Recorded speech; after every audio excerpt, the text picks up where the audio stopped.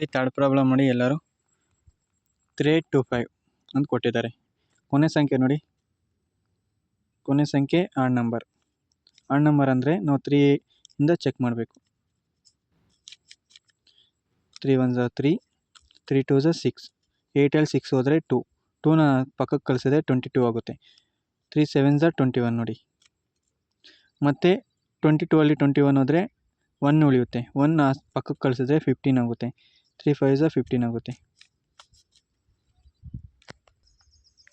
ಮತ್ತೆ ನೋಡಿ, ಮತ್ತೆ ಆಡ್ ನಂಬರ್ ಬಂದಿದೆ. ಮತ್ತೆ 3ಇಂದ ಚೆಕ್ ಮಾಡಿ. 3 4 12, 3 2 6, 7ಅಲ್ಲಿ 6 ಹೋದರೆ 1 ಉಳಿಯುತ್ತೆ.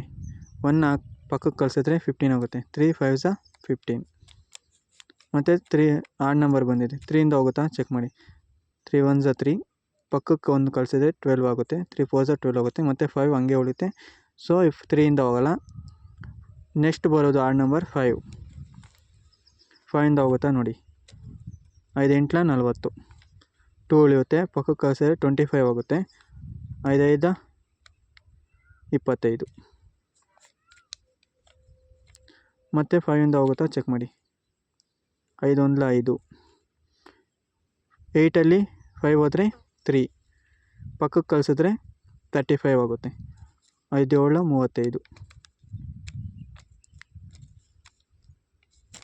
ಮತ್ತು 17 ಯಾವುದರಿಂದನೂ ಹೋಗಲ್ಲ. 17 1 17.